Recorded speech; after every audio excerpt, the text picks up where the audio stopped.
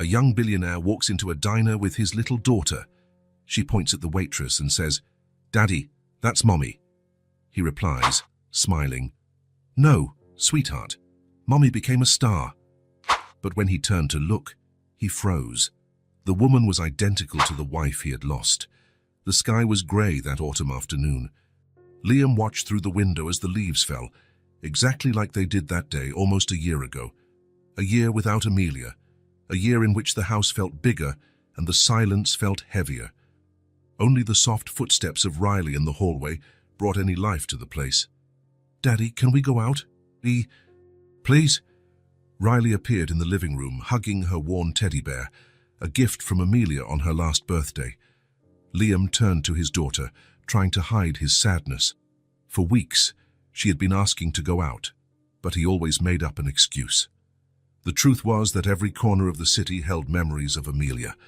"It's ugly weather out there, sweetheart." "But you promised," insisted Riley, her eyes full of hope. He had promised the night before, when she couldn't sleep because of nightmares. He promised they would go to the park, have ice cream, do normal things.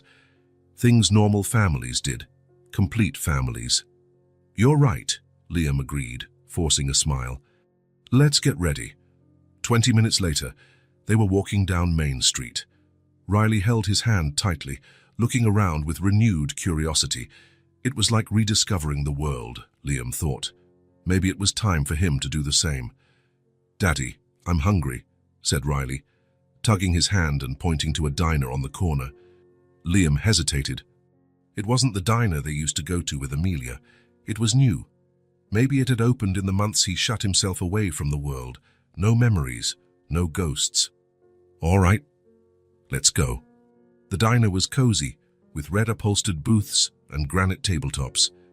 A few families occupied the tables, and the smell of coffee and toast filled the air. They found an empty table near the window. "What do you want to eat, Princess?" "Pancakes with chocolate syrup," Riley answered excitedly, flipping through the illustrated kids' menu. Liam smiled, genuinely this time. It was good to see his daughter happy. Since Amelia's death, her smiles had become rare, precious.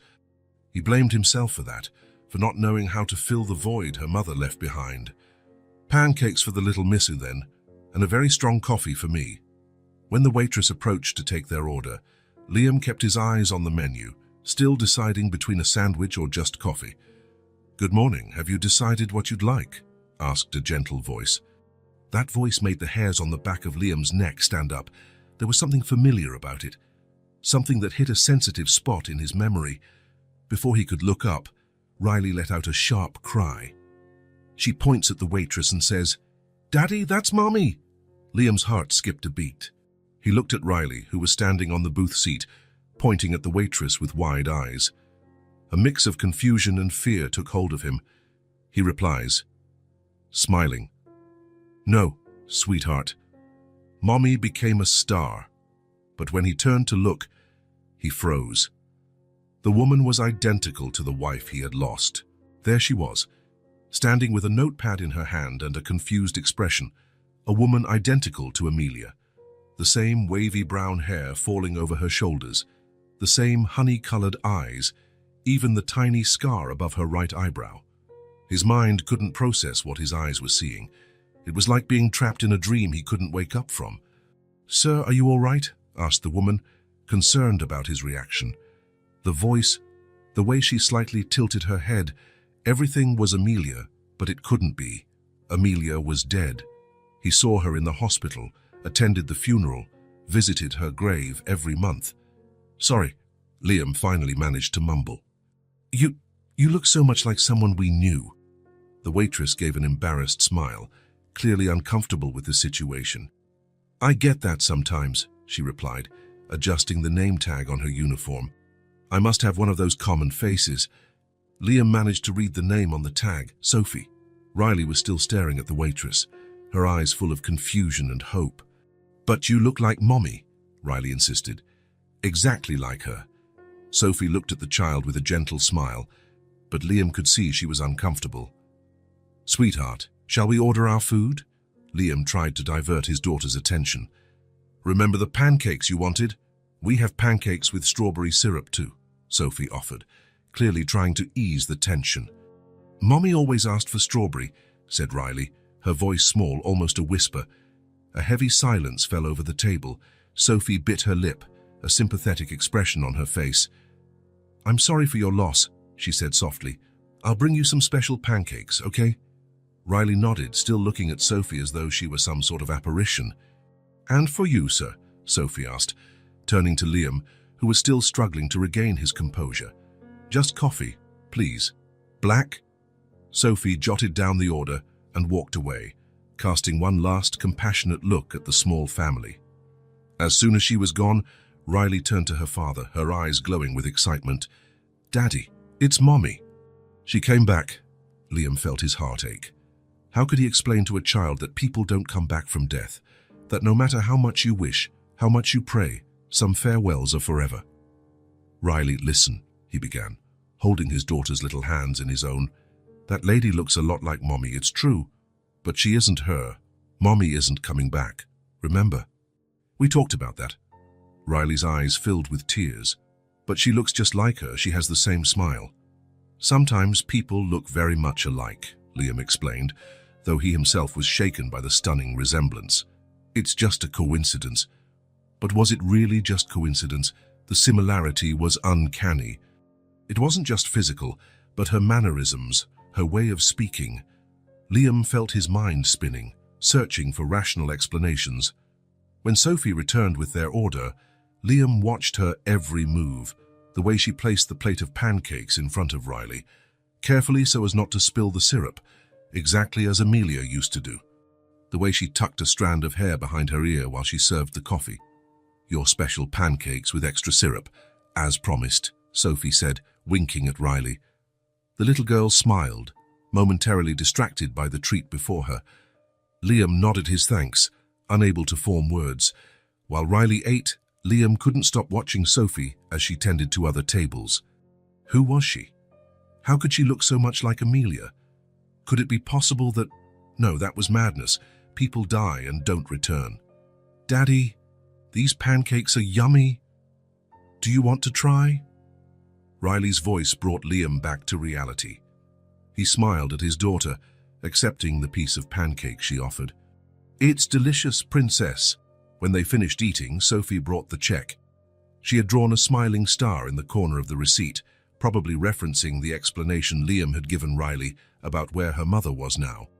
"I hope you enjoyed it," Sophie said. "Come back anytime." Liam paid the bill, leaving a generous tip. He didn't know what to think or feel. Part of him wanted to run away and never come back. Another part wanted to know more about this woman who was the living ghost of his lost love. "Thank you," he said at last. "The place is nice."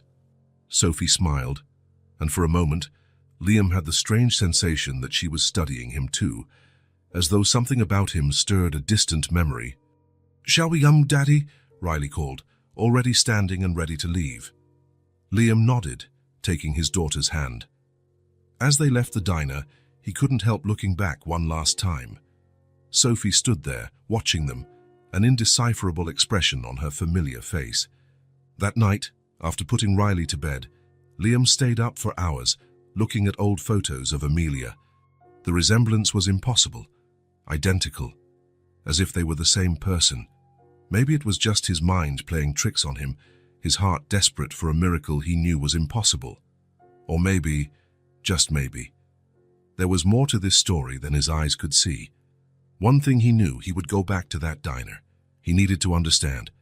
He needed to know who Sophie was and why she was the exact image of the woman he loved and lost.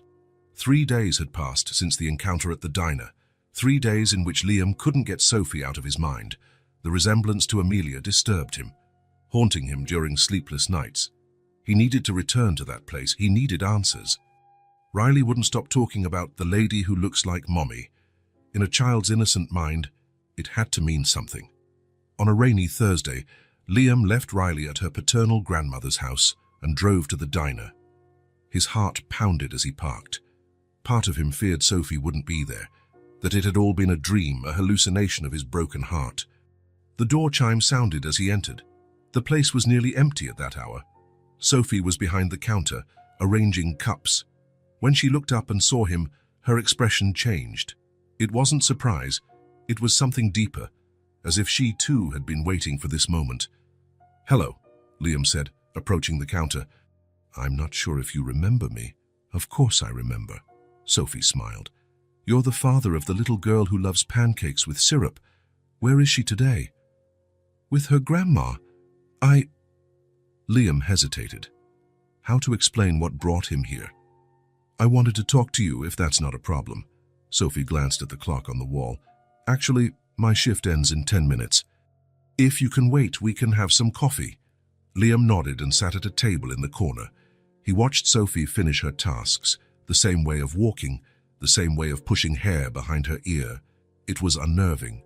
10 minutes later, Sophie joined him, no longer in uniform, wearing jeans and a simple blouse. She brought 2 cups of coffee. "So," she began, "is your daughter feeling better?" She seemed very upset that day. "Riley isn't coping. It's been almost a year since we lost my wife. It's still hard for her." Sophie lowered her eyes. "I'm sorry. That must be very tough for both of you." Liam gathered his courage. "Sophie, this will sound strange, but do you have any sisters? Or maybe relatives in the region?" Sophie frowned, surprised by the question.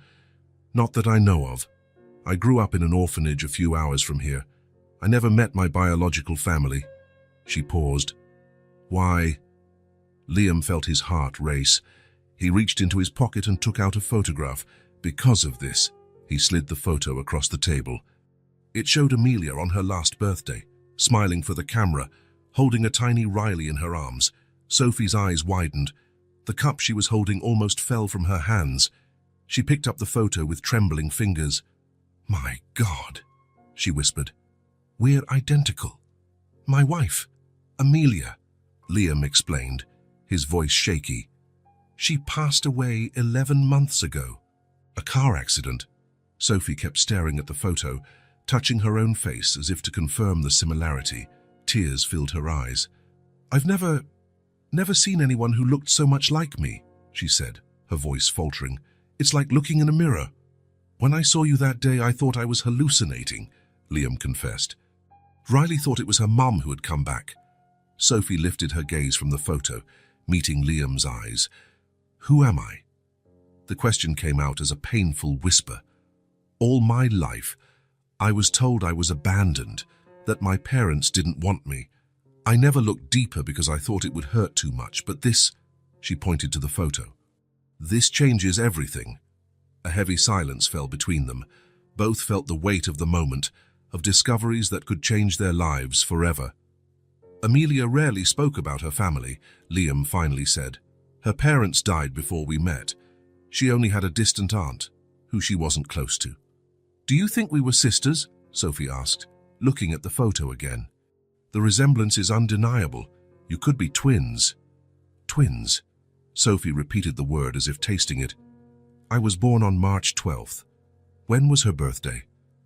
Liam felt a chill run down his spine. March 12th. Sophie's eyes filled with tears once more. She covered her mouth with her hand, unable to contain her emotion. "How is this possible? How did we never know about each other?" Liam remembered something, an old conversation with Amelia. Amelia once mentioned that her parents went through severe financial hardship when she was a baby. They almost lost everything. She never went into detail and changed the subject whenever I asked. Sophie wiped her tears with the back of her hand. "Do you think that they might have given me away? Kept just one baby because they couldn't afford 2? "It's possible," Liam answered softly. "Many families faced impossible choices in hard times." Sophie looked out the window at the rain outside. Her mind seemed far away, processing a lifetime of unanswered questions. "All my life, I wondered who I was," she said after a moment. "Why I was abandoned, if I had family somewhere. And now I find out I had a twin sister, a sister I never met, who's already gone." Liam felt helpless in the face of her pain. What could he say to comfort someone who had just gained a sister and lost her at the same moment? "Amelia was amazing," he said finally. "Kind, strong, full of life. She loved music and dancing in the rain. She made Riley laugh like no one else could." Sophie smiled through her tears. She sounds like a wonderful person. I wish I had the chance to know her. She would have loved to meet you too, Liam said sincerely. For a few minutes, they sat in silence, each absorbed in their own thoughts. The rain pattered against the diner windows, creating a melancholy melody. What do we do now? Sophie finally asked. It was a question Liam had no answer to. What do you do when the past and present collide so unexpectedly? I don't know, he admitted, but I think Amelia would want us to get to know each other, for you to meet Riley. Won't she be confused? Seeing someone who looks so much like her mum? Probably. But children adapt more easily than we think, and she's already seen you. She already feels there's a connection. Sophie handed the photo back to Liam. Can I think about it? It's a lot to process. Of course, Liam agreed, taking the photograph back. Take all the time you need. He wrote his number on a napkin and handed it to her. Call me when you're ready to talk. Sophie took the napkin and tucked it into her purse. When her eyes met Liam's again, there was something different in them, a blend of hope, fear, and perhaps the start of new possibilities. Thank you for coming here, she said, for showing me that photo. For giving me a part of my story I never knew existed. Liam nodded. Thank you for listening. I know it's not easy. They said goodbye at the diner door. The rain had eased, but the sky was still overcast. See you soon, Sophie. See you soon, Liam. He walked to his car, feeling different from the man who arrived there hours earlier. Something had changed. A door he thought was closed forever was now opening to an unknown future. As he drove back to pick up Riley, Liam wondered how he would explain all this to his daughter, how he would tell her that the waitress who looked so much like her mom was, in fact, the aunt she never knew she had. Life was truly full of surprises, sometimes painful, sometimes wonderful. This one, he still couldn't say which category it fell into, but he felt, in some inexplicable way, that Amelia had left them this gift to find, a part of her still in the world, a chance at healing none of them expected. A week had passed since the conversation at the diner. Sophie stirred a spoon in her now cold coffee as she gazed out the window of her tiny apartment. The grey sky matched her mood, cloudy and heavy with doubts. Ever since she'd seen that photo of Amelia, a strange feeling had settled in her chest, a mix of revelation and emptiness, like discovering an essential piece of her life's puzzle, only to find the entire picture would never be complete. Her phone lay on the table, Liam's number scribbled on the napkin beside it, now crumpled from the many times she had picked it up, hesitated, and then put it back down. What would she say? How could she put her internal whirlwind into words? Come on, Sophie. It's just a phone call, she murmured to herself, trying to build up courage. Finally, she took a deep breath and dialed. Her fingers trembled slightly as she listened to the ringing. Liam answered on the third ring. Hello? Liam? It's Sophie. A brief silence on the other end, as if he too was searching for the right words. Sophie, I'm glad you called. She closed her eyes, gripping the phone tightly. We need to talk. I need to know more. About her, about me, about us.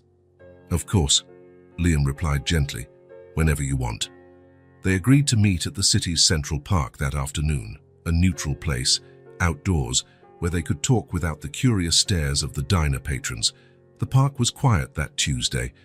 A few mothers pushed strollers, an elderly man tossed breadcrumbs to ducks, and two teenagers skated along a winding path by the lake.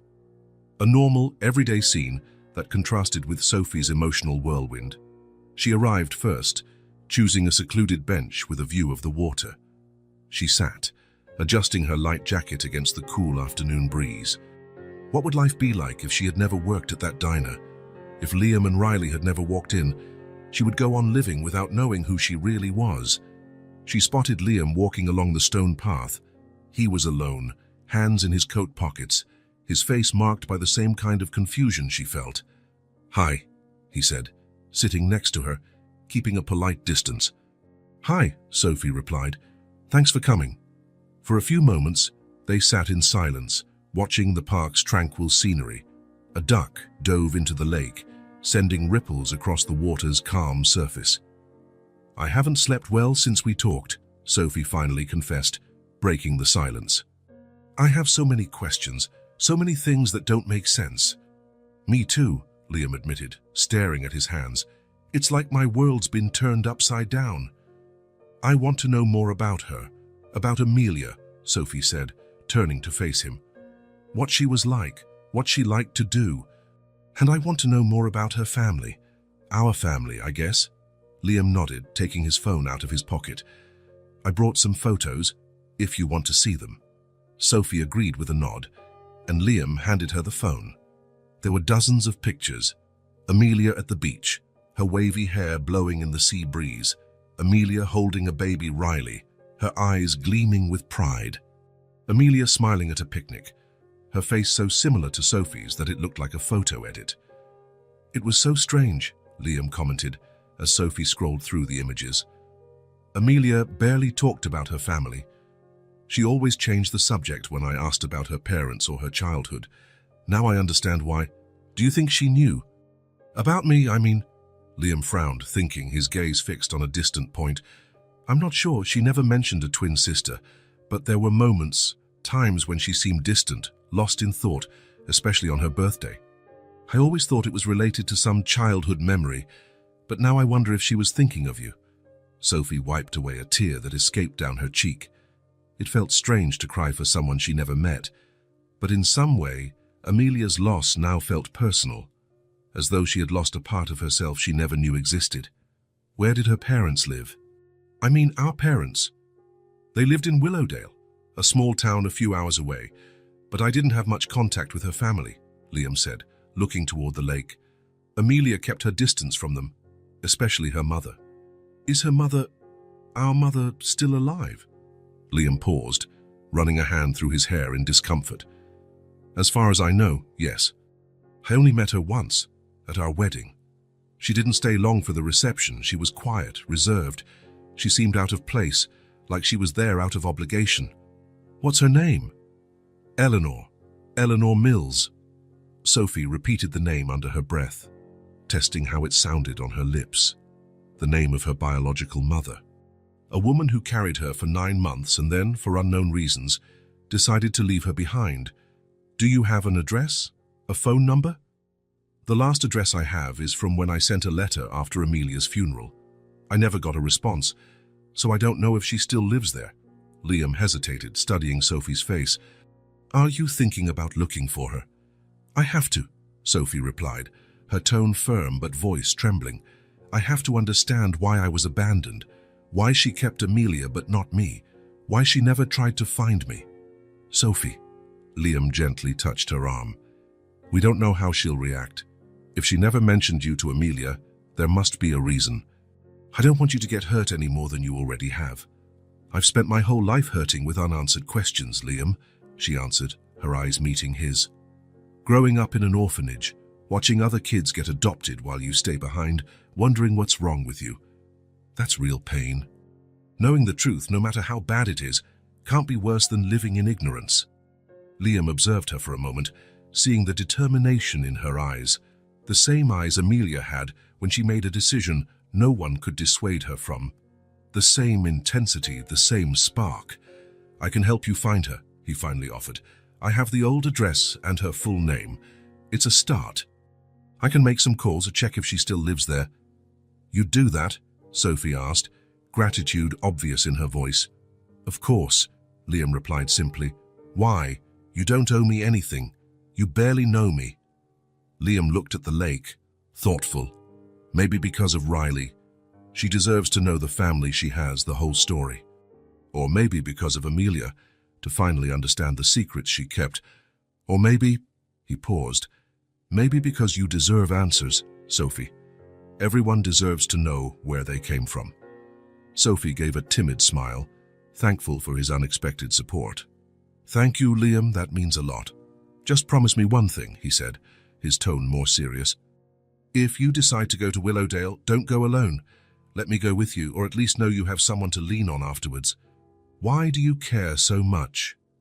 Because... Liam hesitated, choosing his words carefully. Because you're a connection to Amelia I never thought I'd find.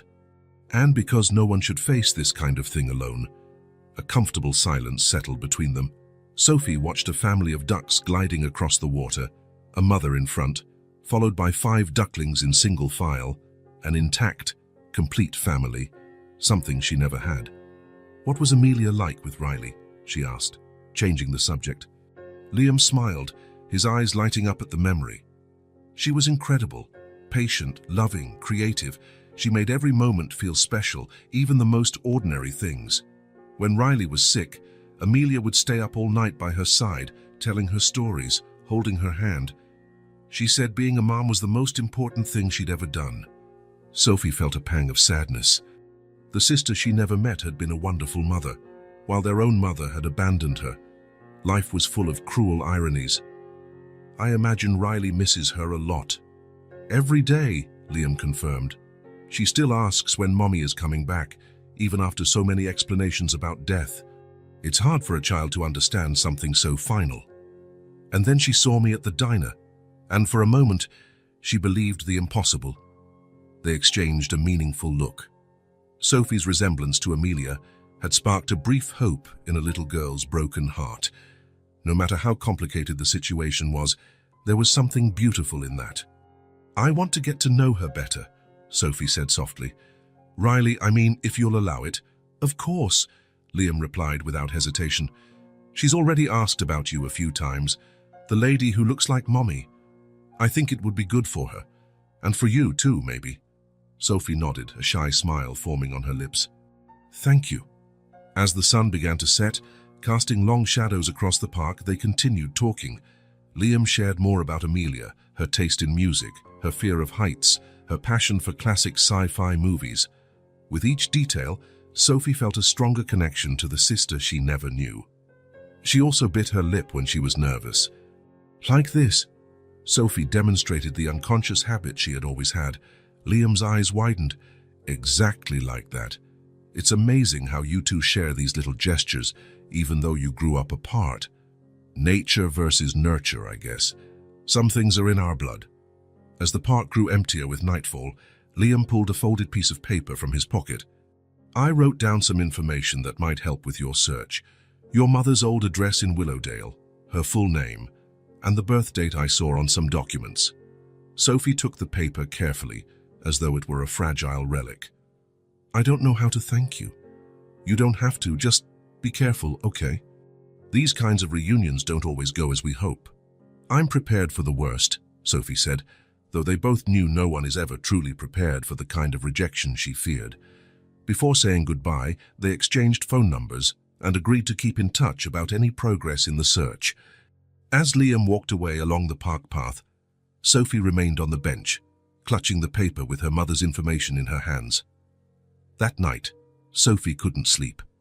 In her small apartment, she spread every piece of information she had on her kitchen table, the address in Willowdale, Eleanor Mills's full name, her birth date. With her laptop, she began searching for any clue, any confirmation that the woman still lived there. After hours of searching, she found a reference to an E. Mills in a local Willowdale newspaper from just 4 months ago, a small note about a charity event at the town church.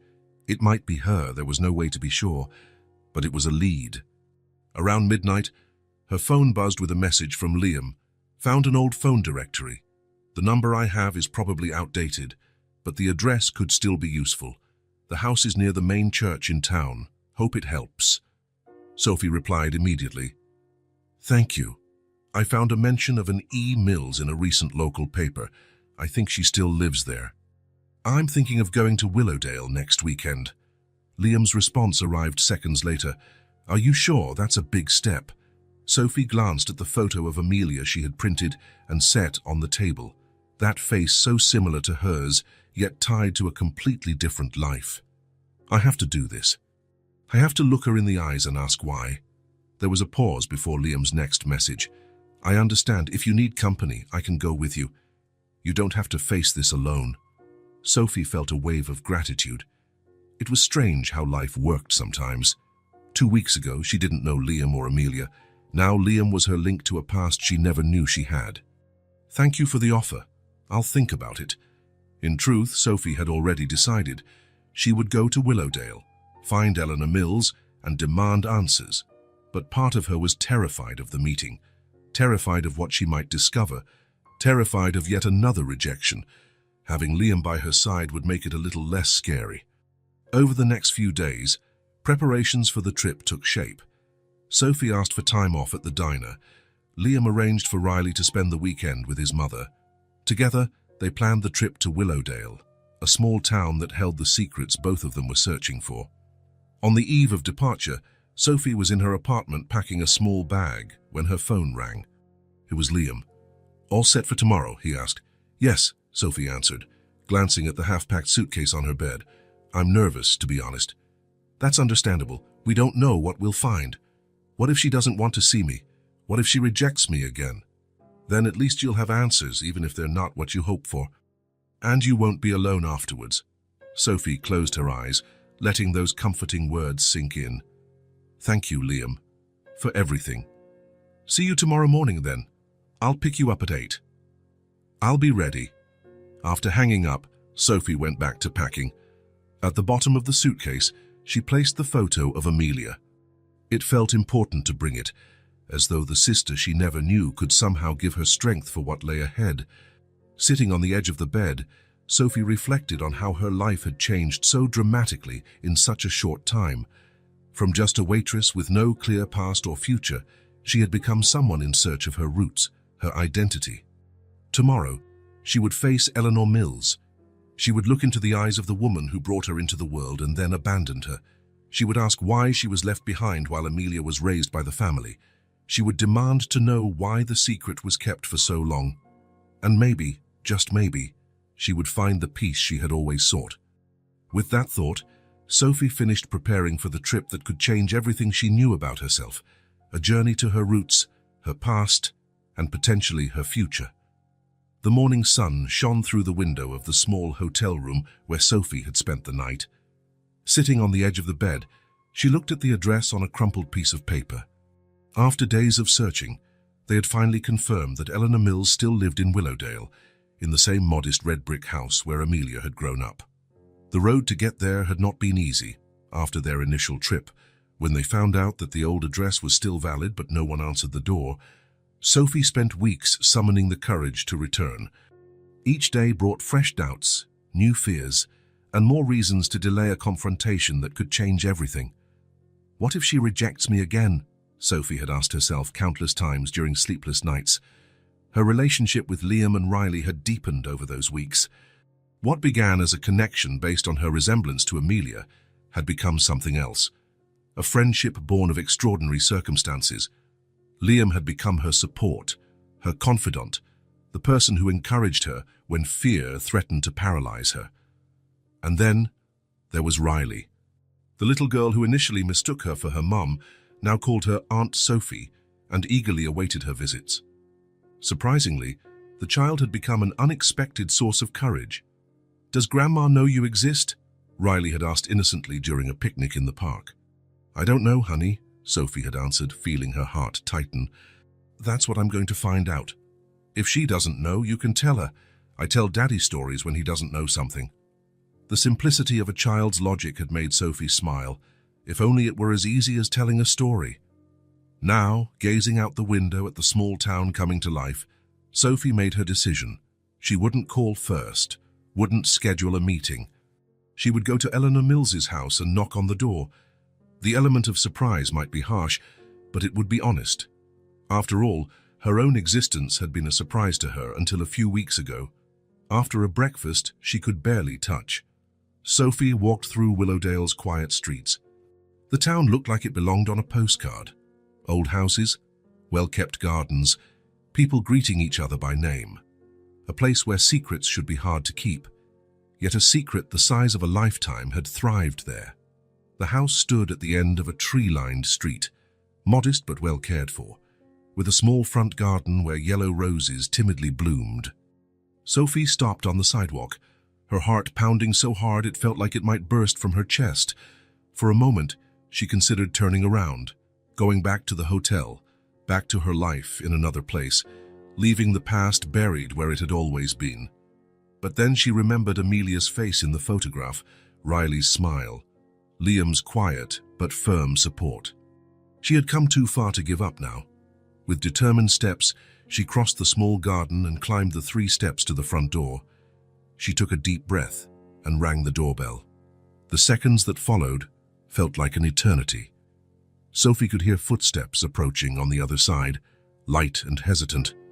Then the handle turned, the door opened, and she stood face to face with a woman around 60, grey hair pinned in a simple bun, tired eyes, yet still with a familiar honey hue. Amelia's eyes, her eyes. The reaction was immediate. The woman froze, all color drained from her face, one hand rising to cover her mouth. Her eyes widened, fixed on Sophie as though seeing a ghost. "Amelia," she whispered, almost inaudibly. Sophie swallowed hard, trying to hold herself together. "No," she replied gently. "My name is Sophie. Sophie Lawson." Eleanor Mills staggered backward, leaning against the doorframe. For a moment, Sophie feared she might faint. "This can't be," the woman murmured, still staring at Sophie with wide eyes. "You can't be—" "I think I'm your daughter," Sophie said, the words coming out with difficulty. "The daughter you gave up for adoption." A heavy silence fell between them, broken only by the distant sound of a lawnmower somewhere nearby. Eleanor continued to stare at Sophie, as though confronted by an impossible apparition. "Please," Sophie went on, her voice now barely above a whisper, "I need to understand. I need to know why." Slowly, as if moving in a dream, Eleanor opened the door wider. "Come in," she said, her voice trembling. "Please, come in." The house was as modest inside as it was out. Old but well-kept furniture, framed photos on the walls, and the smell of freshly brewed coffee in the air. A simple home filled with a lifetime of memories. Eleanor led Sophie to the living room, indicating a worn floral sofa. I'll get some water," she said, clearly trying to buy time to collect herself. While she waited, Sophie looked around the room. On the walls were many photos of Amelia at different ages. Amelia as a child, missing her front teeth. Amelia as a teenager, holding a school trophy. Amelia as an adult, standing next to Liam on their wedding day. In none of them was there any sign of a father or of another child. No indication that Amelia had a twin sister. Eleanor returned with 2 glasses of water, her hands still shaking.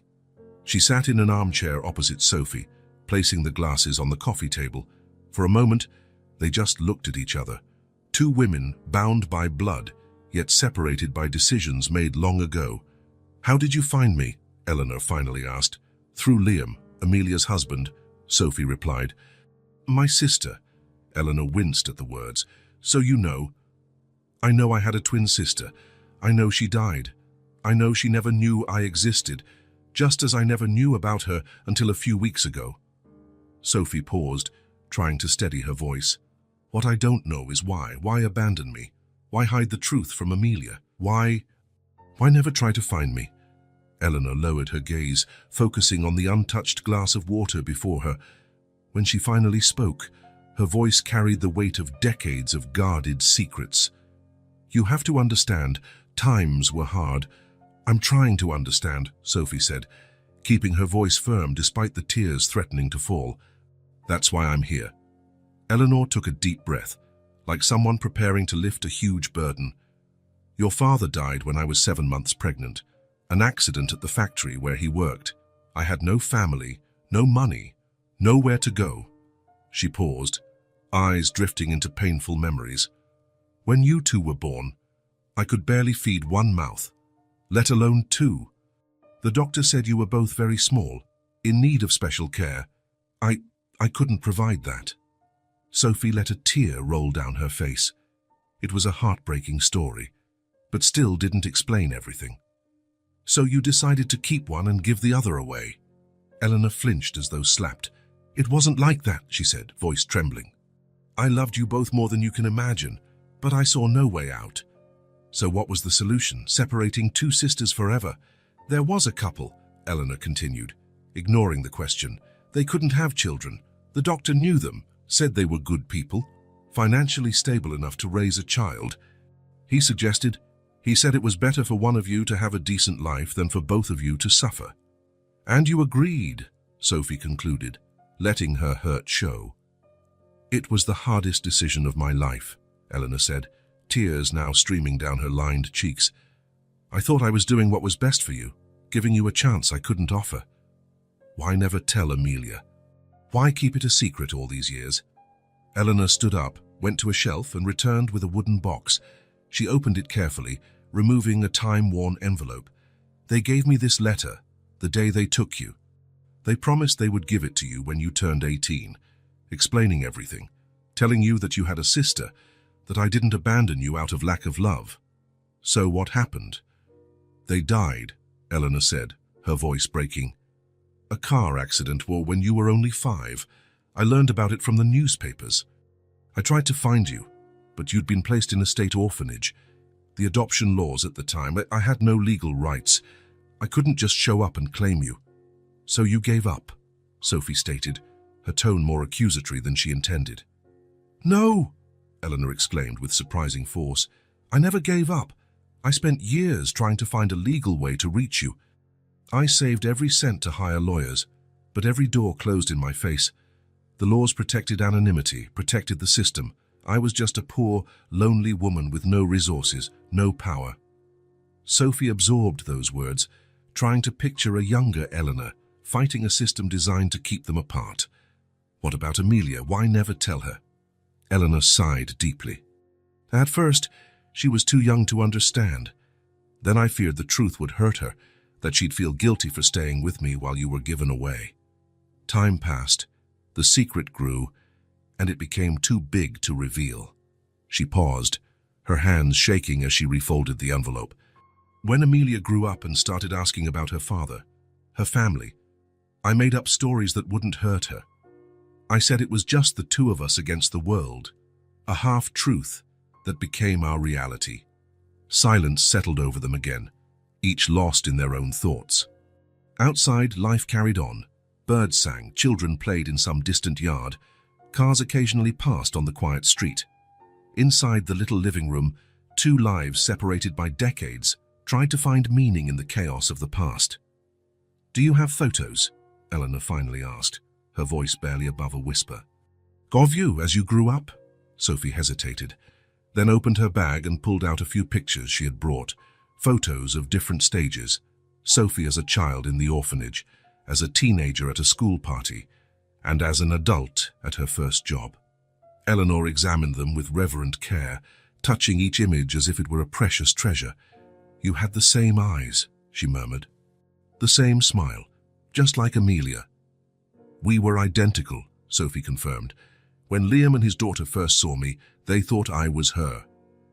Eleanor looked up from the photos, pain etched on her face. Not a day passed that I didn't think of you, she said. Every year on Amelia's birthday, I lit 2 candles on the cake, one for her, here with me. Another for you, wherever you were. I prayed that you were well, that you were happy. It wasn't easy, Sophie admitted, growing up in an orphanage, watching others get adopted while you remain, wondering why nobody wanted you. I wanted you, Eleanor said, her voice choked with emotion. I always wanted you. I just couldn't keep you. Hours passed as they shared stories. Eleanor about Amelia's childhood, Sophie about her life in the orphanage, and then as an independent adult. There were so many years to recover, so many gaps to fill. Sophie's initial hurt and anger slowly gave way to a reluctant understanding. Not forgiveness, not yet, but at least the start of clarity. When the sun began to set, Sophie realized she needed to go. There was a hotel room waiting, and a lifetime of revelations to process. Can I see you again? Eleanor asked hesitantly at the door, her posture bent as though carrying an invisible weight. Sophie hesitated. It was too soon for promises, for guarantees of a future relationship.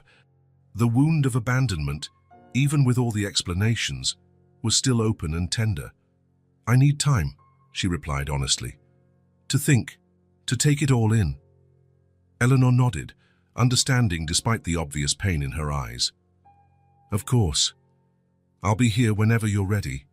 Sophie turned to leave, then stopped and faced the woman who was her biological mother. "Why Sophie?" she asked. "Why did you give me that name?" A sad smile crossed Eleanor's face. "It was my grandmother's name, the only person who truly cared for me when I was a child. I hoped maybe the name would protect you. Amelia was named for your father's mother. I thought it would be fair to give each of you a name from a different family line, so you'd have some connection to your roots, even if you didn't know it." Sophie nodded, absorbing this small detail that somehow felt significant. "Thank you for telling me," she said simply, then turned and walked back through the garden to the street. Back at the hotel, lying on the narrow bed, Sophie stayed up late, replaying every moment of the encounter, every word exchanged, every revelation. Eleanor's story was tragic, filled with mitigating circumstances and real barriers. Part of Sophie wanted to believe it all, to accept the explanations, start a relationship with the mother she never knew. Another part remained cautious, wounded, wondering if she would have made different choices in Eleanor's place, fought harder, searched more, persisted beyond the obstacles. In the days that followed, Sophie remained in Willowdale, wandering the same streets Amelia had once walked as she grew up. She visited the school her sister attended, the park where she had played, places that belonged to a life that might have been shared. She didn't return to Eleanor's house, although she knew the woman anxiously awaited another contact. She needed time for herself, time to organize her thoughts, decide what kind of relationship, if any, she wanted to build with the mother who gave her life, and then let her go. Nights were long, filled with reflections on the past and decisions about the future. There was so much to consider, so many intertwined lives now bound by this newly revealed truth. Liam and Riley waited for her back home, eager for news.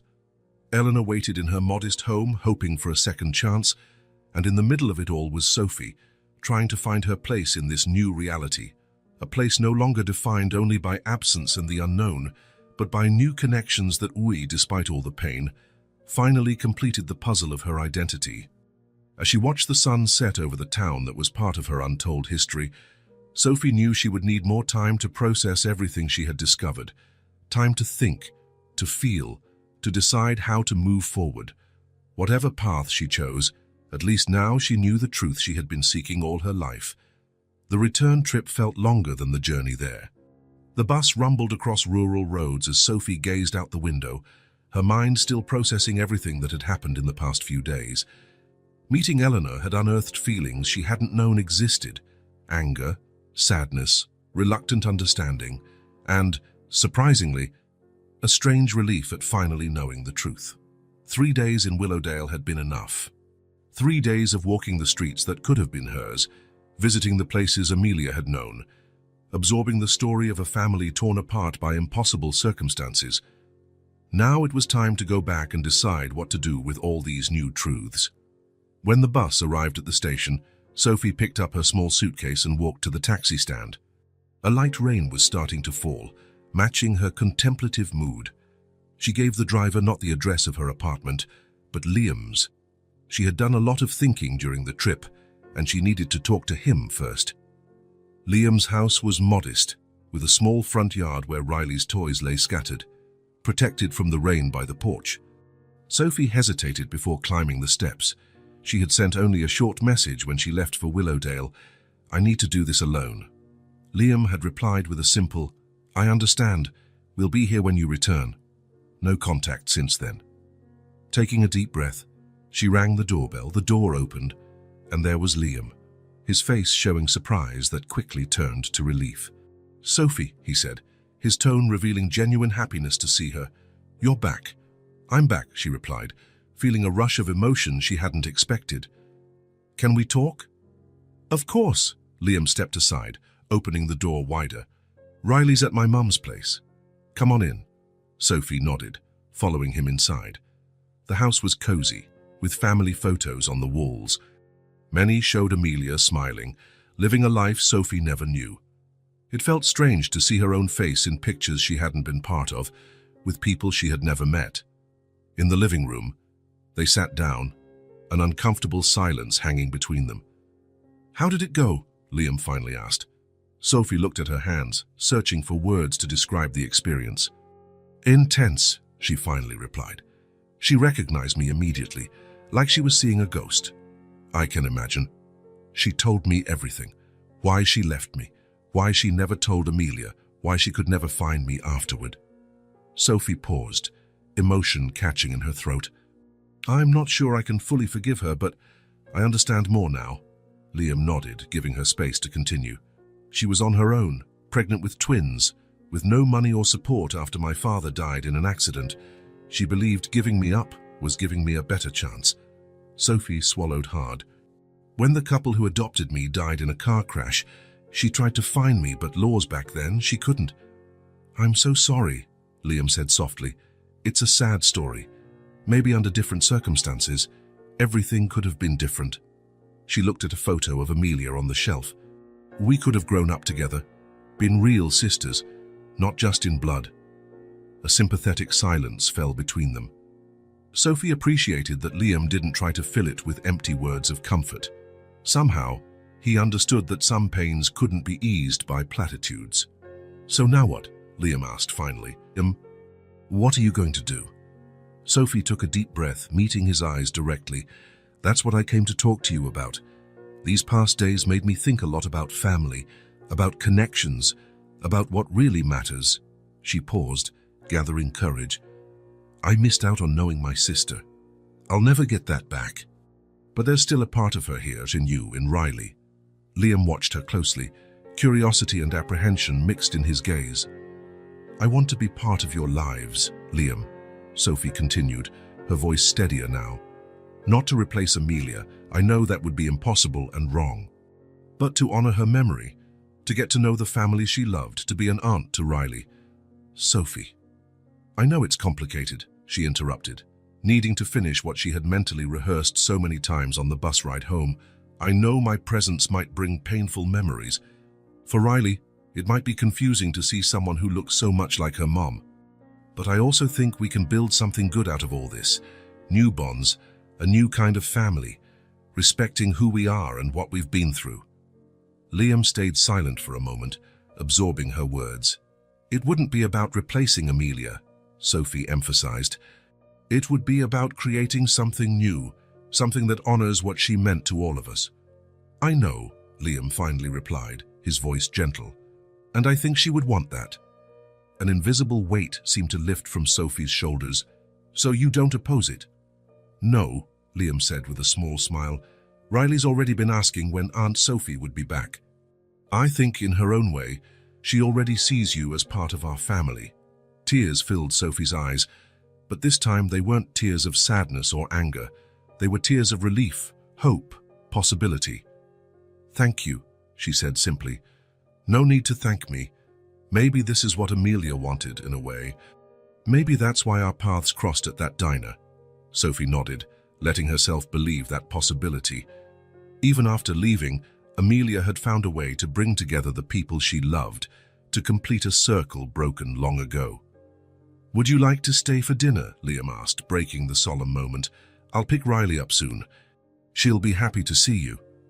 I'd love to, Sophie replied, feeling for the first time in a long while, genuinely at home. While Liam went to the kitchen to start dinner, Sophie remained in the living room, looking at the photographs. At that face so much like hers, yet with a completely different life. At the family Amelia had built and loved. I'll take care of them, she silently promised the sister she never knew. Not to take your place, but to honor your memory, to be the aunt Riley deserves, the friend Liam needs, to complete the circle that began when we were born. Somehow, Sophie knew it was the right thing to do, not just for Liam and Riley, but for herself.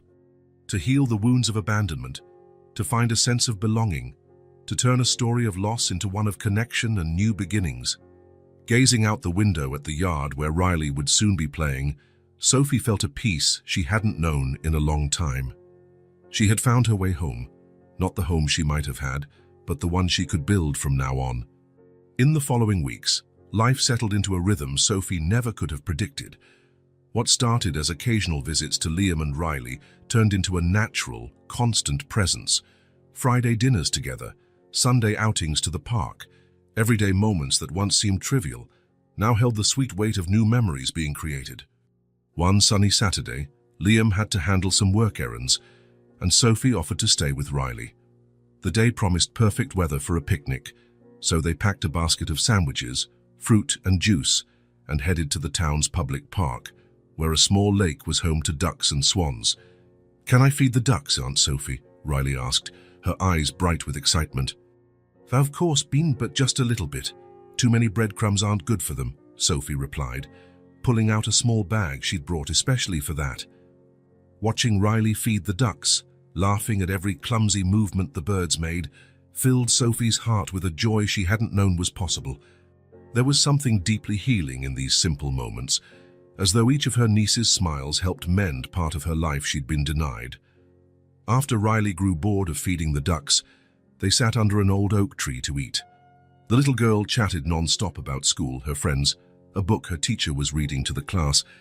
Sophie listened attentively, fascinated by this tiny human who, without knowing, had become a bridge between past and future. "Aunt Sophie," Riley said suddenly, her tone shifting to something more serious. "Did you meet my mommy in heaven?" The question caught Sophie off guard. She knew this moment would come, but she hadn't expected it so soon or so directly. "No, sweetheart," she answered carefully. "I never met your mom, not while she was alive."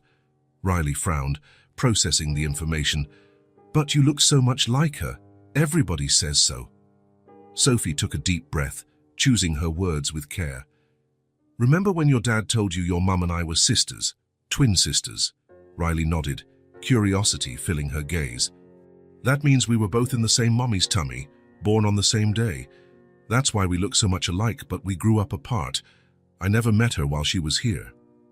"That's sad," Riley commented, her young face showing an understanding beyond her years. "It is," Sophie agreed.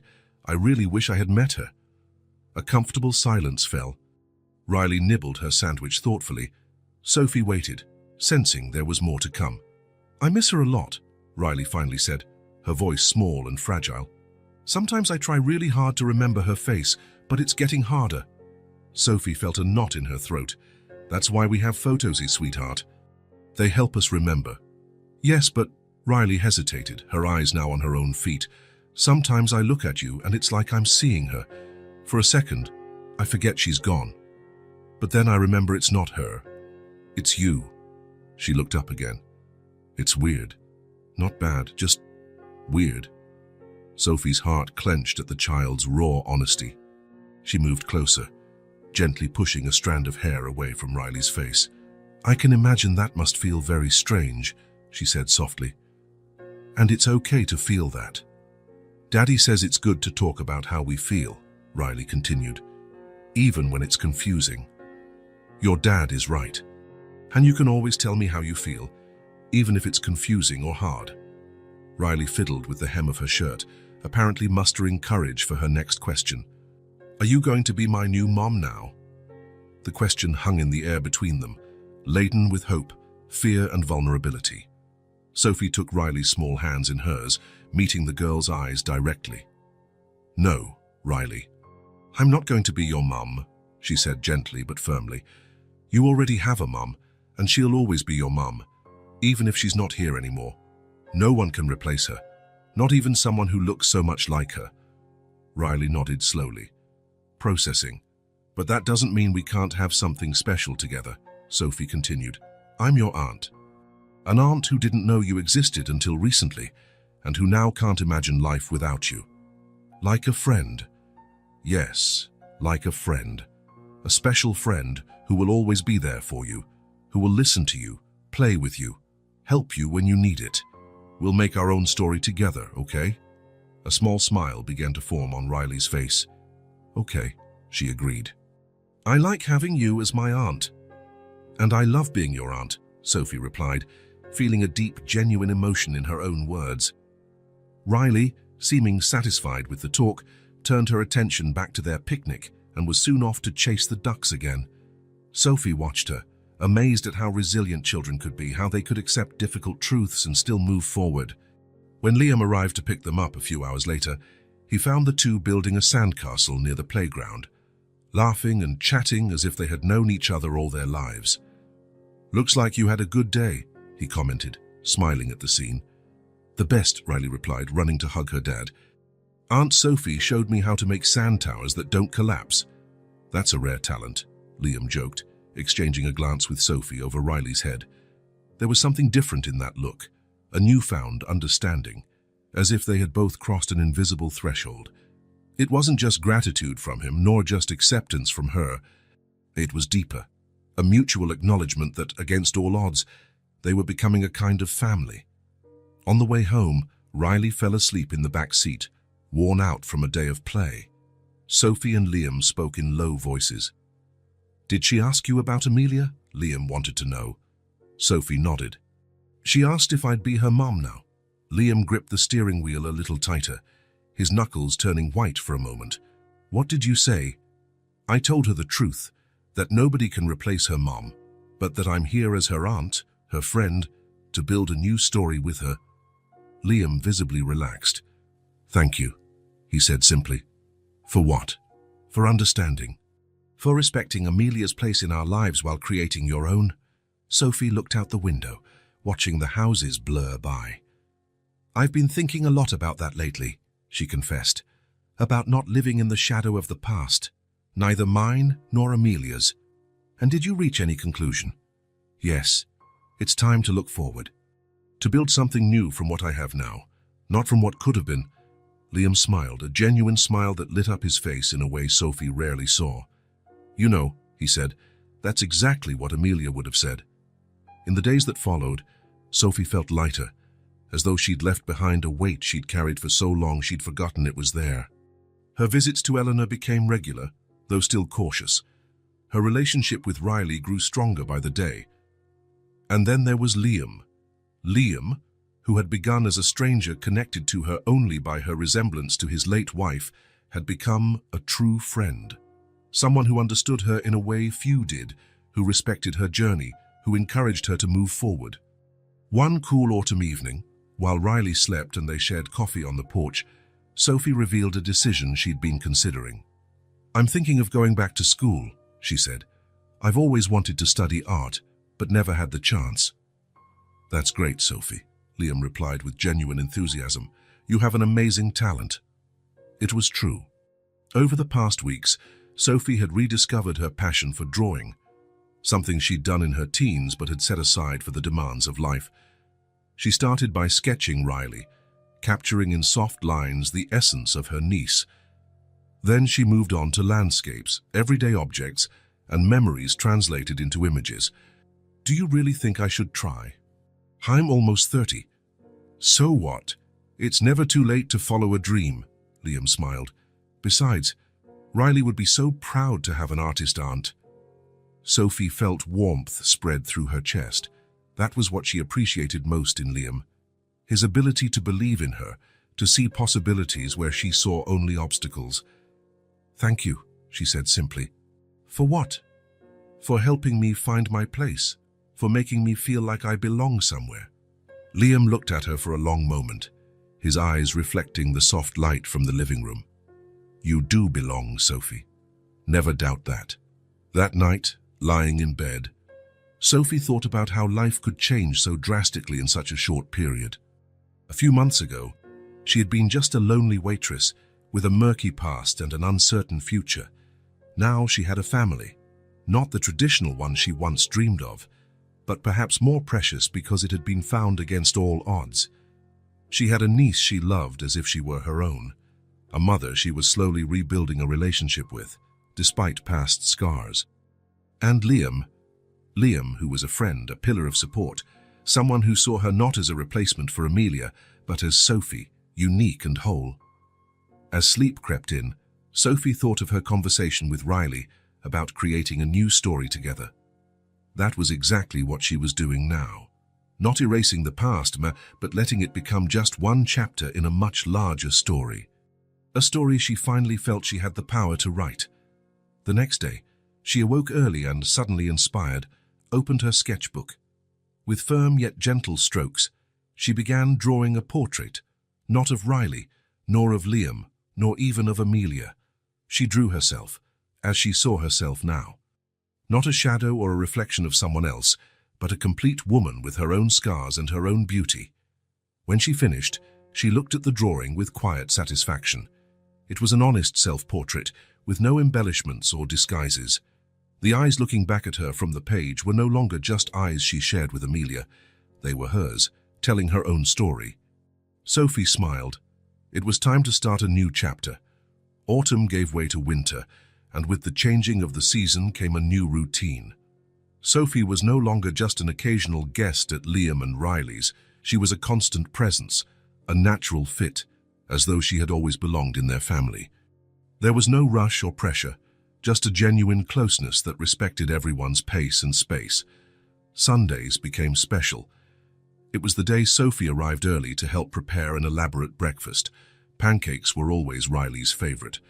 And then they spent the day together, sometimes going out, sometimes just enjoying each other's company at home. On one such Sunday, while Riley was drawing at the kitchen table, Sophie arrived carrying a cardboard box neatly tied with a simple ribbon. "What's that?" Liam asked curiously, helping her with her coat. "Something I've had set aside for weeks," Sophie replied, a mix of nervousness and excitement in her voice. "I think today is the right day to share it." Riley looked up from her artwork, immediately interested in the mystery box. "Is it a present?" she asked, already moving closer. "In a way," Sophie smiled, "it's more like pieces of our story." The three of them sat on the living room rug, the box between them. Carefully, Sophie untied the ribbon and lifted the lid. Inside was a photo album bound in simple brown leather. "I visited Eleanor last week," Sophie explained, taking the album out of the box. "She gave me some old photos, pictures of her when she was young, of my dad, our dad, whom I never knew. I thought maybe you'd like to see them too." Liam looked at her with surprise and gratitude. "Are you sure you want to share this with us?" "Absolutely," Sophie replied, opening the album to the first page. After all, it's part of Riley's story too. The first photograph showed a much younger Eleanor, maybe in her early 20s, sitting on a park bench. Her hair was dark and long, so different from the grey strands she had now. But the smile was the same, lighter, without decades of sadness and secrets. "This is your grandmother," Sophie said softly to Riley, who studied the image with curiosity. "A long time ago, before you were born, before your mommy was born." "She was pretty," Riley said, running her small fingers over the photo. "She was," Sophie agreed, turning the page. The next photo showed Eleanor with a tall, fair-haired man, both holding hands in front of a blooming tree. They looked young, clearly in love. "And this is your grandfather," Sophie explained, feeling a lump in her throat. She had never seen a photo of her own father until Eleanor gave her the album. "Thomas. He died before your mom and I were born." Liam watched Sophie closely, sensing how meaningful that moment was for her, seeing for the first time the face of the father she never knew, sharing that discovery with her new family. As they turned the pages, the story unfolded in images. Eleanor pregnant, cradling the rounded belly where two lives grew, unaware they would be separated. The small house they lived in, modest but welcoming. A dog, Eleanor mentioned, had been Thomas's faithful companion. "Look, Daddy, Mommy is a baby," Riley exclaimed, pointing to a photo of Amelia as a toddler, maybe 4, holding a toy. It was the first time they'd seen how Amelia looked before Liam knew her. "Yes, Princess," Liam answered, voice thick with emotion. "That's your mom when she was about your age." Riley looked from the photo to Sophie, her face showing the wonder of a child, discovering invisible threads that connect people. "And where were you?" she asked Sophie. Sophie exchanged a glance with Liam, thinking how best to explain. They had agreed to be honest with Riley in a way she could understand. "I was somewhere else," she finally replied. "Remember I told you I grew up without knowing I had a sister, that I only found out about her when I met you?" Riley nodded, taking in the explanation with the direct acceptance only children seem to have.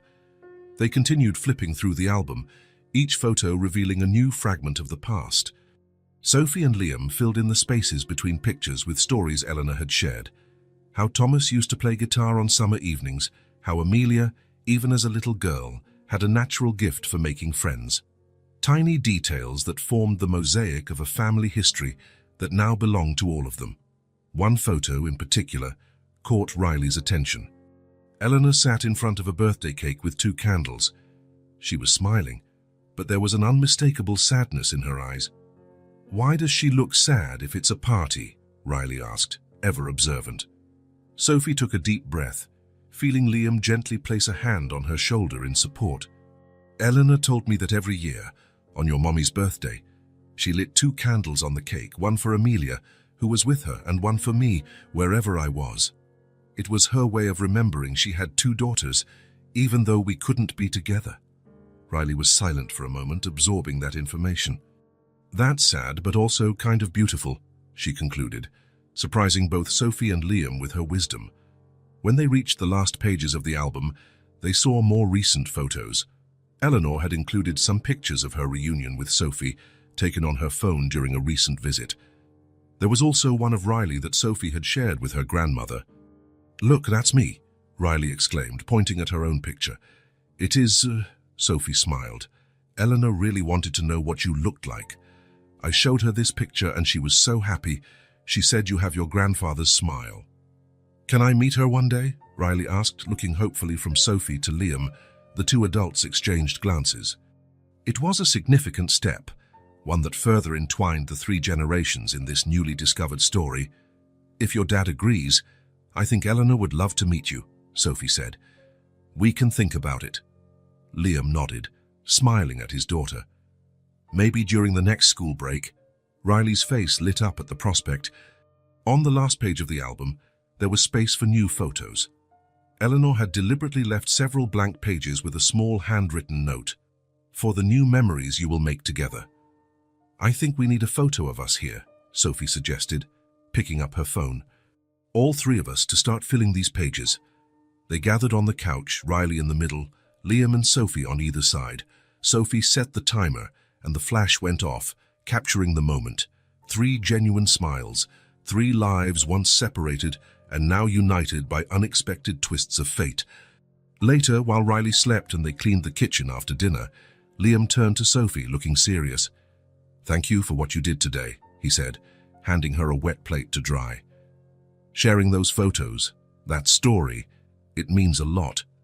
"It's our story now," Sophie answered simply. "All of us." And it was true. What began as a solitary search for identity had become something much bigger. An unconventional family, forged through losses and discoveries, united not just by blood, but by the daily choice to love and respect each other's space. The photo album rested on the living room table, waiting for new memories. Sophie felt a certainty grow in her heart. The past, with all its pain and absences, had finally found its place. It was no longer a ghost that haunted her, but simply the beginning of a story still being written, page by page, photo by photo, day by day. A story of a family that, against all odds, had found its way back to each other. Rain fell steadily as Liam watched the people passing by in the coffee shop. Customers came and went, some alone, some with companions, each caught up in the normal flow of life. Life that, for him, had stopped when Amelia died, and now, unexpectedly, was taking on new shape with Sophie's presence. That was exactly the issue that had tormented him for the past few weeks. Ever since Sophie became part of their daily life, things changed. Riley was happier, chattier, seemed lighter. The house, once a place of painful memories, was becoming a home again. And he was confused. "Sorry, I'm late," said Mark, peeling off his wet jacket and sitting down. "The traffic's awful in this weather." Mark had been his friend since college, one of the few who stuck around after Amelia's death, who didn't vanish when grief became too heavy for casual chats about sports or politics. "No problem," Liam smiled, genuinely glad to see his friend.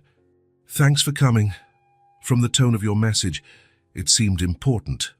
Liam nodded, absently stirring his now cold coffee. "It's about Sophie," he finally said. Mark raised his eyebrows. He knew the whole story from the beginning, from the first diner encounter to the reunion with Eleanor. "Something wrong?" "No, not exactly wrong." Liam hesitated, choosing his words. "It's just weird. Sometimes I look at her and see Amelia, same smile, the way she tilts her head when she's thinking. And then I catch myself wanting to be near her, wanting to see her every day, and I'm not sure if it's because she reminds me of Amelia or because of who she is. Mark ordered a coffee from a passing waiter, then turned back to Liam. You're feeling attracted to her, he concluded, not as a question but as a statement of fact. Liam lowered his eyes, feeling guilty. Isn't that wrong? She's Amelia's sister. It's like I'm betraying Amelia, Mark finished, as direct as ever. Liam, Amelia's been gone nearly 2 years. You're not betraying anyone, but looking at Sophie and feeling something that doesn't feel right. Mark's coffee arrived, and he sipped it thoughtfully before replying. You need to separate Amelia from Sophie, he finally said, with the frankness only real friends can offer. They're not the same person. You loved, still love Amelia, but Sophie can't replace her. You're clinging to the past. Sophie is in your life now in a different way. If you want to move forward, you need to let the past rest and appreciate the present for what it is. The words hit Liam like a physical blow. He knew there was truth in them, but hearing someone say it out loud made it more real, more urgent. It's not that simple, he argued, more to himself than to Mark. It never is, his friend agreed. But you have to start somewhere. The first step is recognizing what's really going on. And what is really going on? Liam asked, almost afraid of the answer. Mark gave a sympathetic smile. You're alive, Liam. After spending so long just existing, you're finally living again, and it scares you. Liam let the words sink in. They were true. Since Amelia's death, he had been a shadow, living only for Riley, not really engaging in life. Sophie brought color back, laughter, possibilities, and it terrified him. I'm afraid, he admitted quietly. Afraid of getting attached and losing again? Afraid of betraying what I felt for Amelia? Afraid of confusing things and making Sophie feel she's just a stand-in? Those are valid fears, Mark acknowledged. But have you considered how Sophie feels? She's navigating unknown waters too. She discovered a sister she never met, who's gone. She's building a relationship with a niece she never knew existed. And with you, she deserves to be seen for who she is, not just who she resembles. The rain intensified, pounding harder against the coffee shop windows. They sat in silence for a while, each lost in thought. I'm not saying forget Amelia, Mark continued eventually. She'll always be part of you, of Riley, of your memories, but there's a difference between honoring the past and living chained to it. How do I find that balance? Start by seeing Sophie for who she really is. A woman with her own story, her own dreams, her own identity. Someone who just happens to share a face with the woman you loved, but who's unique in every other way. Liam thought of Sophie, not the ways she looked like Amelia, but the differences he'd noticed more and more. She was more reserved in some areas, more open in others. She loved art, something Amelia appreciated but never practiced. She looked at the world with a mix of caution and hope, shaped by a lonely childhood Amelia never experienced. I guess I never really looked at her, he realized out loud. Not truly. Then maybe it's time to start, Mark suggested gently. When they said goodbye, the rain had slowed to a light drizzle. Liam walked slowly to his car, Mark's words echoing in his mind. You need to separate Amelia from Sophie. They're not the same person. He drove home carefully, the wet streets reflecting the city lights. An old song played softly on the radio, one Amelia had loved. Before, that would have been enough to plunge him into painful memories. Today he managed to appreciate the melody for what it was, sensing Amelia's presence not as a haunting ghost, but as a comforting light guiding him. At home, he found Riley already asleep, and Sophie cleaning up the kitchen after dinner. Sorry I couldn't get here earlier, he said, hanging his damp coat. How was she? Great, Sophie smiled. We read that new book she got. Then she insisted on drawing all the characters. She's talented, you know. Maybe we have a budding artist in the family. Family. The word hung between them, no longer scary but reassuring in its simplicity and truth. They were a family now, not in the traditional sense, but in every way that mattered. Liam looked at Sophie with new eyes, noticing the little things that made her unique. The way she tied her hair when she was focused, how she spoke with her hands when excited, how her smile, though identical to Amelia's in shape, carried a completely different history. "Thank you for looking after her," he said, genuinely meaning every word.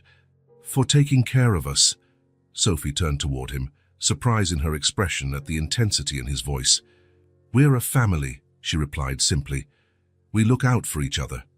In that moment, Liam knew Mark was right. It was time to honor the past without living in it. Time to appreciate the present for what it was, not for what it reminded him of. Time to look at Sophie and see not Amelia's ghost, but a remarkable woman who, by chance, had entered his life in the most unexpected way. A woman who deserved her own space in his heart, not as a replacement, but as someone unique and precious in her own right. "Yes," he agreed, feeling an invisible weight lift from his shoulders. "We are a family." And for the first time in a long while, the future didn't feel like something merely to be endured. It felt like something to look forward to, with curiosity and maybe even hope. The cemetery was quiet that Sunday morning. Sophie walked slowly among the headstones, holding a small bouquet of white daisies she'd picked from the community garden near her apartment. They weren't fancy or expensive flowers, just simple daisies, honest blooms for an honest moment. Liam had explained where to find the grave and even sketched a little map, but insisted that it was something she needed to do on her own. "It's something you have to do by yourself," he had said the night before, when she finally mustered the courage to ask for directions. "I'll be waiting when you're done." Sophie appreciated the gesture. She did need this moment alone with the sister she never knew. Deciding to visit Amelia's grave felt like a natural next step in her journey of self-discovery. Following Liam's hand-drawn map, she found the spot easily. A simple grey granite headstone with Amelia's name etched in elegant lettering, followed by the dates that marked a life cut short, and the inscription, "Beloved wife, mother, and daughter. Your smile will live on in our hearts forever." Sophie felt a lump in her throat. It was strange to stand there, facing the concrete proof of someone's absence, someone who had never been physically present in her life, but had always been part of it, somehow. She knelt on the damp grass, placing the daisies by the headstone. For a long moment, she remained silent, feeling the weight of this overdue encounter. The tears came naturally, without sobs or drama, just quietly streaming down her face, carrying a whirlwind of emotions. "Hi, Amelia," she finally said softly. "It's me, Sophie, your sister." A leaf drifted down, landing next to the daisies. Sophie picked it up, twirling it between her fingers as she searched for the right words. "I'm sorry we never got to meet," she went on. "I'm sorry for all the conversations we never had, the birthdays we never shared, the stories we didn't exchange." The cemetery's silence felt comforting, as though the whole world had paused to give her this moment. "I've met your daughter," Sophie smiled through her tears. "Riley is wonderful. She has your eyes, our eyes, and your smile, according to Liam. She's smart, curious, so full of life. You did such an amazing job with her, even in the short time you had." Sophie took a deep breath, organizing her thoughts. There was so much she wanted to say, but words felt too small. "I've met our mother too," she said after a pause. "Eleanor. She's carried a lot of pain, losing me then losing you. We're trying to build something together now to make peace with the past. It's not easy, but we're trying." The sun was rising higher in the sky, bathing the cemetery in a golden light, turning a place of sorrow into something almost serene. "I want you to know that I'm not trying to take your place," Sophie continued. "In Riley's life, in Liam's, in Eleanor's, I know your space is yours, unique and special. I'm just trying to find my own place in this family that, somehow, also became mine." The tears had stopped, and Sophie realized that what she felt now wasn't just sorrow, but a mix of gratitude, respect, and a strange sense of connection. "I promise I'll take care of them," she said with conviction. "Riley, Liam, Eleanor. Not the way you would once, because each of us has our own ways, but with all the love and dedication I can offer. I promise to keep your memory alive, to tell Riley about the wonderful mum she had, about how loved and cherished she was." Sophie adjusted herself, sitting cross-legged on the grass. She wasn't in a hurry. This moment was too precious to rush. "It's funny how life works sometimes," she reflected, gazing at the now bright blue sky. I grew up feeling incomplete, like part of me was missing. I never knew it was you, and now that I do, you're no longer here. She sighed. But in some way, finding your family, our family, helped me find myself too, to understand who I am, where I come from, to fill that empty space I always felt. Before leaving, she gently touched the cold headstone, a gesture of both goodbye and a new beginning. "See you later, sister," she whispered. "Rest in peace." The path back felt lighter, as if a burden had been lifted. She found Liam waiting in the car, parked under the shade of a large tree at the cemetery entrance. He didn't ask anything when she got in, only offered a gentle, understanding smile. They drove in silence for a few minutes, each lost in thought. Sophie was the first to speak. "Thank you for letting me do that alone," she said. "It was important to me." "I figured it would be," Liam replied, keeping his eyes on the road. "It was important for me too, the first time I visited after the funeral, having that private moment, a real goodbye, not just a formal one." Sophie nodded, fully understanding what he meant. It wasn't exactly a goodbye, she reflected, more like a late meeting, a way to establish some kind of connection, even if just symbolic. "How do you feel?" "At peace," Sophie answered after a thoughtful pause. "Sad for all we lost, for what could have been, but also grateful for what I've found through her, for you, for Riley, for Eleanor, for this family I never imagined I'd have." When they reached Liam's house, instead of going inside immediately, they walked over to a small bench in the front yard. It was a beautiful day, too nice to be indoors, and they both sensed the conversation they were about to have deserved open skies, sunshine and birdsong. "I've been thinking a lot about what Mark told me," Liam began, once they were seated side by side, "about separating you from Amelia, about appreciating the present for what it is." "And did you reach any conclusion?" "Yes," he replied, looking directly at her. "I realized I was being unfair to you. Sometimes I looked at you and only saw her reflection, not the unique and extraordinary person you are." Sophie felt her heart accelerate at his words, but kept her face calm. "It's natural, given the circumstances," she said softly. "I'm not offended by it." "But you should have been," Liam insisted gently, "because you deserve to be seen for who you are, not for who you look like." "Amelia will always have a special place in my heart," Liam continued after a short pause. "She was my first love, Riley's mother, a fundamental part of my story. But I've realized that doesn't mean I have to live stuck in the past." "It's a fine line," Sophie commented, "between honoring someone's memory and letting that memory stop you from moving on." "Exactly," Liam agreed, "and I think I'm finally learning how to walk that line, to keep Amelia alive in our memories, our stories, in the love we have for Riley, without letting the pain of losing her define who we are now. I want you to know," he went on, his voice softer now, "that the space you've carved out in our lives is yours, real and unique. It's not a replacement for what we lost, but something new and precious on its own." Sophie felt tears fill her eyes, touched by the sincerity of his words. "Thank you for that," she said simply. "It means a lot to me." "Riley adores you," Liam smiled. "Not as a replacement for her mom, but as the special aunt you've become. And he hesitated slightly. "I really value having you in our lives." "I promise I'll always be there for her," Sophie said earnestly. "I'll stand by her for every important moment, every milestone, not to replace Amelia, but to honor the bond we share." From inside the house, they heard Riley's excited voice calling them. It was lunchtime, time to return to the present, to life moving forward.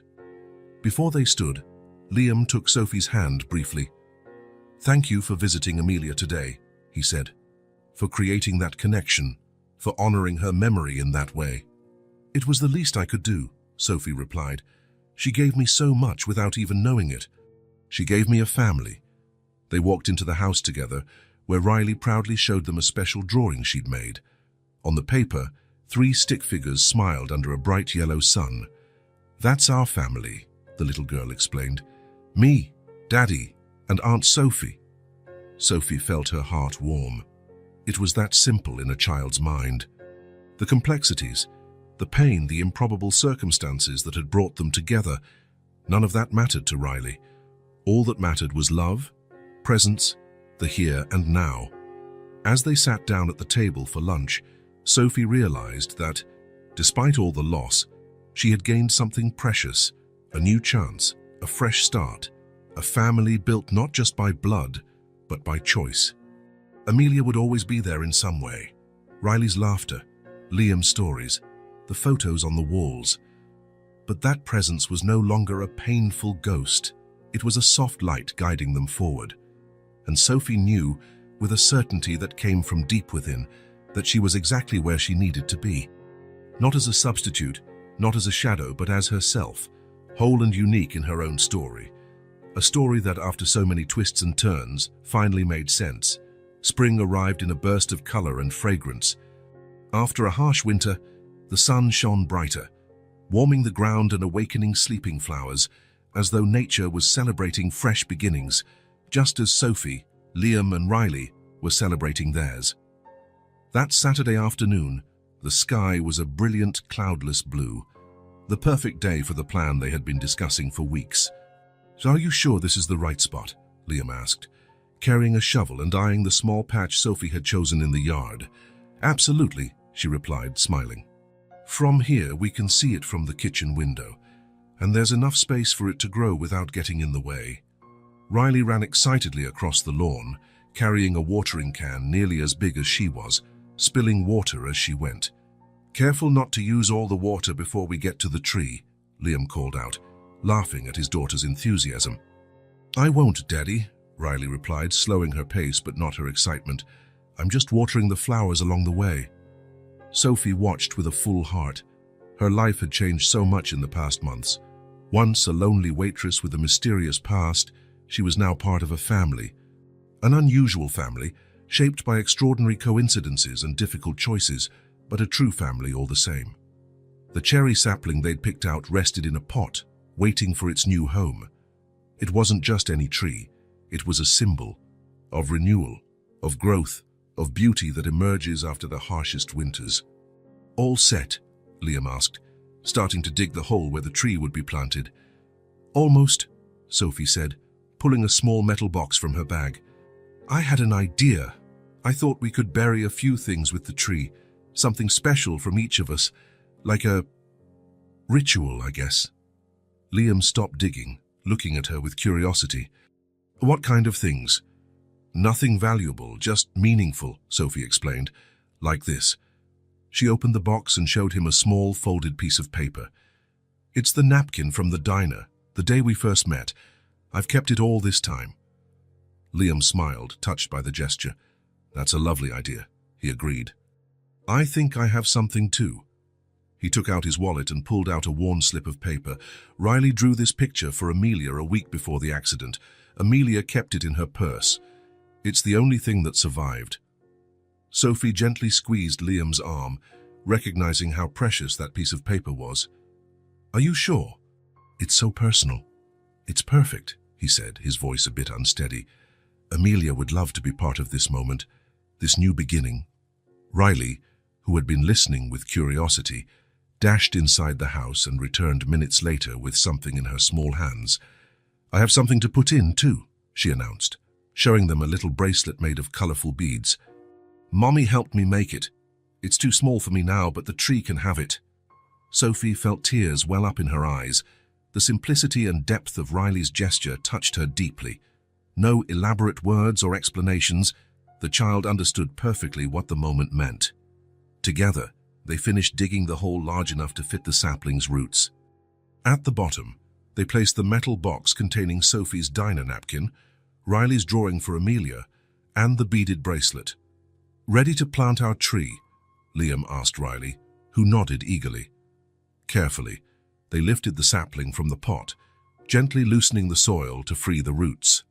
Sophie held it in the center of the hole, while Liam and Riley began to fill in the space with fresh dirt. "Each of us should put in a bit of soil by hand," Sophie suggested, "so the tree will have a little of each of us." Liam went first, taking a handful of soil and letting it slip slowly through his fingers, filling the empty spaces around the roots. His face was calm, at peace with the moment and all it signified. Riley was next, giggling as she plunged her small hands into the dirt, delighted by the texture. "Careful not to hurt the roots," Liam reminded her gently. "They're delicate." "I'm being careful, Daddy," she said, placing the earth with surprising delicacy for a child her age. Finally, it was Sophie's turn. With hands trembling from emotion, she took a handful of fresh soil and let it fall gently around the little tree they were now calling their own. "Thank you," she blurted suddenly, tears spilling freely now. "For what?" Liam asked, his gaze tender. "For welcoming me. For letting me be part of this family. It's more than I ever dreamed of having." Sensing the emotion of the moment, Riley hugged Sophie's legs. "You are our family, Aunt Sophie. You always were. We just didn't know it." Sophie knelt down, hugging Riley tightly, letting the tears flow. They weren't tears of sadness, but of gratitude, belonging, and hope. Liam joined the embrace, wrapping his arms around both of them.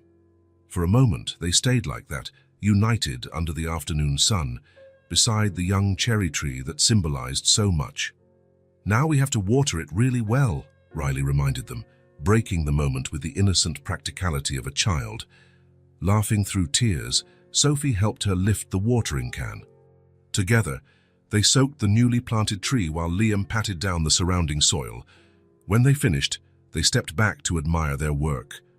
The cherry tree was small, but its leaves gleamed in the sunlight, full of life and promise. One day, it would grow strong and tall, bloom in spring, and offer shade in summer. It would silently bear witness to the coming years, the laughter, the tears, the celebrations, and the everyday moments that make a family. "How about a picnic right here?" Liam suggested, "to celebrate our tree." "Yes," Riley exclaimed. "Can I bring my dolls?" "Of course you can, sweetheart," Sophie smiled. "I'll make some sandwiches while you get the blanket." As she walked to the kitchen, Sophie glanced back one more time. Liam and Riley stood chatting near the newly planted cherry tree, sunlight creating a golden halo around them. Her family, her home, her place in the world. The journey to this point had been long and full of twists and turns. It began with pain, with absences, with unanswered questions. But now, gazing at that simple, perfect scene, Sophie knew that every road, however winding, had led her exactly where she was meant to be. The little cherry tree, its roots now firmly planted in the same soil that held such precious memories, would stand witness to what they were building, a family founded on respect, love, and an acceptance of the past, but with eyes firmly on the future, a future as promising as the spring blooming all around them. If this story touched your heart, subscribe to the channel and turn on notifications so you don't miss the next ones. Leave a like because it helps this story get recommended to more people. See you in the next story.